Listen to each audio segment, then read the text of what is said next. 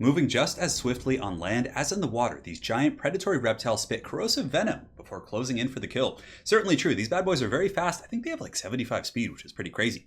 But anyways, as far as the matchup goes, it's going to be the High Elves led by the Pigeon Queen, facing off against the dinosaurs, who shall be helmed by the glorious red-crested skink chief.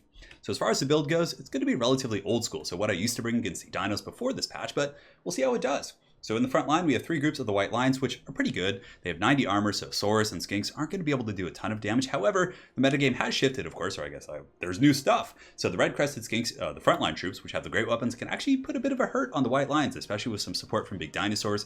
So we'll see how they do.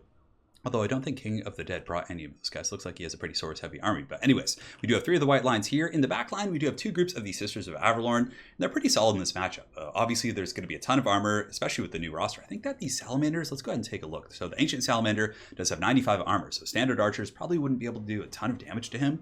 So I think having the Sisters are going to be good against that. Of course, the Coldland Spear Riders are armored. The Stegodon's armored. So there's always going to be a ton of armor. Therefore, I think that the Sisters of Avalorn are going to be a pretty solid pick. So 2 of them. We do also have Alariel the Pigeon Queen going to be dropping some fat heals because we're going to be going with the Fireborn. Now, the Fireborn I feel like are pretty good here, right? Because they do have that massive fire resist, and some of the new anti-large tools of the dinos do fire damage. So having them against the Ancient Salamander and Salamander hunting packs, I feel like is going to be pretty solid. And, you know, honestly, they do pretty good damage against large targets. Even though their AP isn't the best, I feel like it's still a safe pick, especially if you're going with the L'Oreal. On top of that, we got some Reavers. So the Reavers, I'm trying to pull an old bait and switch. I'm trying to lure in these Coldland Spear Riders. I'm like, oh, come over here. I'm just going to... And that's kind of the thing. You could play possum, right? If you have something hiding in the trees like this, just pretend like you forgot about them. You're just leaving them, you're standing still, you're not moving them. People often close in, and from there, hopefully I can get the jump with the Fireborn. More Reavers on the far side, and that is pretty much it. Just Sisters, we got the Fireborn, white lions, and of course we do have a Noble on horseback, who is a very, very good anti-large tool. And I actually don't remember the Noble doing magic damage. Maybe is that something? Alariel giving it magic damage? I think it is. I can't quite remember, but we'll check later. Anyways, so that's pretty much it for the build. For the forces of King of the Dead, who's going to be showing you guys some new units here. He's got a front line of Saurus, which is, you know, honestly pretty decent. Saurus are pretty burly, and even though they don't like put the hurt on white lions like Spearmen, they still can do some pretty good damage. In the back, he has the Legion of Chakwa, and these guys I think are just one of the better regiments for now in the Dino roster. They have this really, really good ability against the High Elves. It's called the Shield of Chakwa. Chakwa, whatever it is. But all nearby allies, they get a 44% missile resist for 25 seconds, which isn't bad. So if there's a big alpha strike, or let's say the battle's about to start, you're charging in with a big dino, most High Elf players are going to put all of their guns trained on it. And if you're able to pop the shield, you know, right in time and stack it with the already, you know, heavy missile resist of some of these units here, although I don't know what the Skink Chief has on this thing. It's probably like 15% or something. That's going to be pretty good. They're going to be up to 60%. Definitely no joke. So he's got some Skink cohorts in the back. He does have Coldland Spear Riders, Skink of Heavens, which is just so good, or a Skink Priest, which is so damn good against Sisters when they're tightly packed, and the Ancient Salamander. So the Ancient Salamander is going to be pretty fun to see this guy in action, and he is really tough to lock down. If you can maintain battlefield control and not be the one getting swamped, this guy can actually do a lot of work. So we're going to see how this bad boy does. So he has anti-large, he also makes things flammable, which is pretty cool. Coldland Spear Riders, and in the back, he does have a very sneaky Hopak cohort. Always miss those guys, but we're going to see what they can do to my forces here.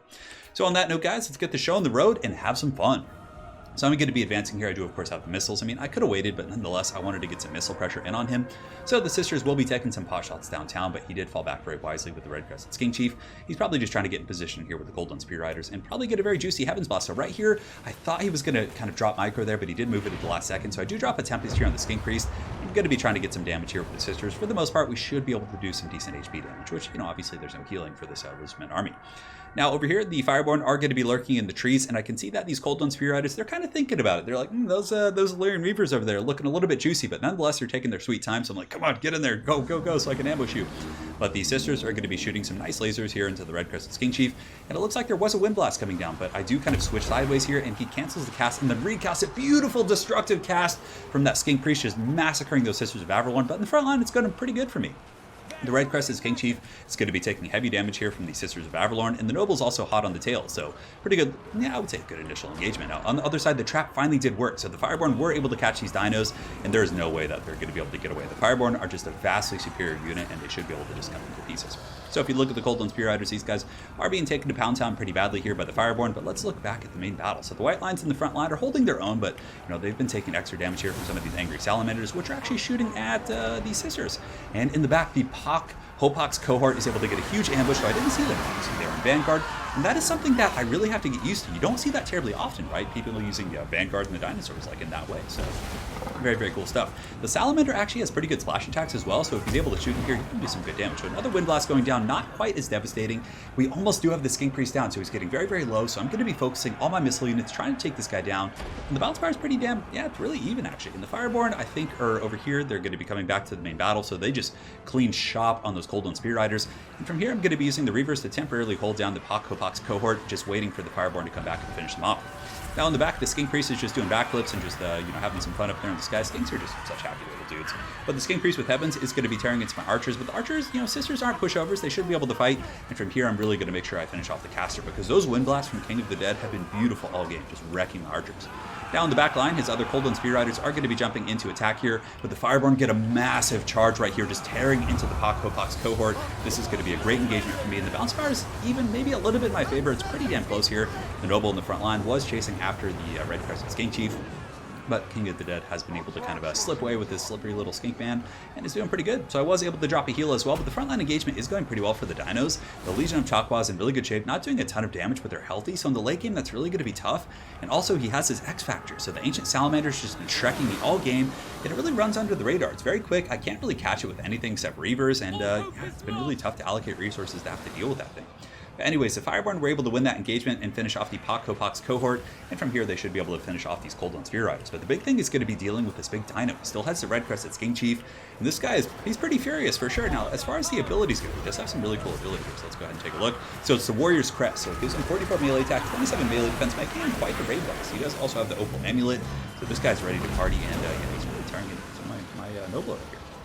So the Noble's going to be standing and fighting, but not getting a ton of damage, probably because of the Opal Amulet and the Warrior's Crest. So the Fireborn will be charging in with a full charge. I'm going to be popping an Earthblood and just getting into the back of these dinos, really trying to do as much damage as I possibly can, but I know that the Legion of Chakwa and those other troops are over there, so if I can't finish off the dino and really break this pocket right here, it's going to be tough once he's able to stack on top of those guys, because my missiles are pretty much offline. The Wind Blasts have just torn them to shreds.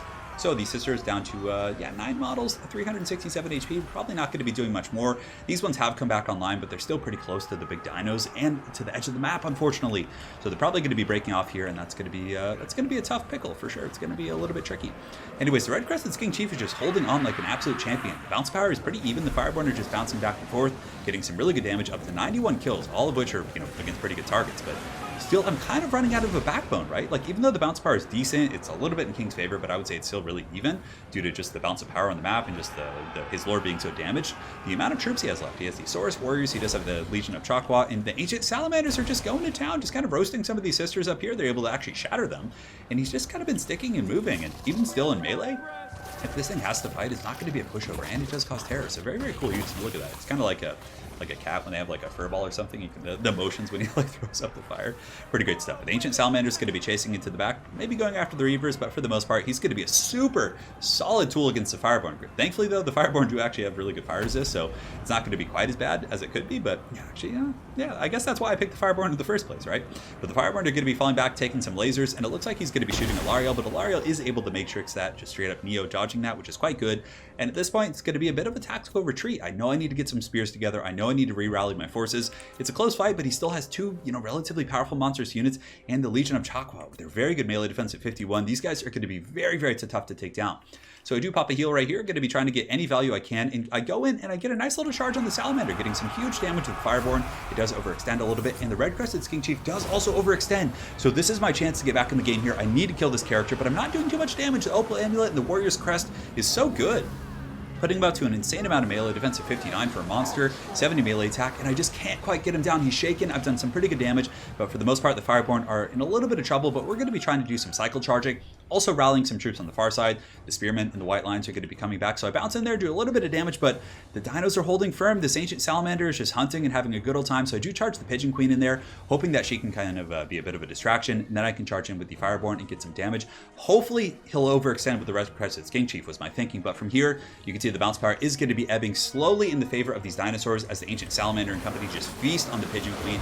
The Legion of Chakwa here is just holding. They have 51 melee defense. They're anti-large. They're just a backbone of this dinosaur force. And from there, you can see that the Fireborn are going to be breaking off. And I was really surprised that Bounce Power wasn't like more in his favor at this point. But anyways, the Pigeon Queen is going to be getting run down by the Ancient Salamander. So very, very well played. The King of the Dead. It was a very fun game for sure.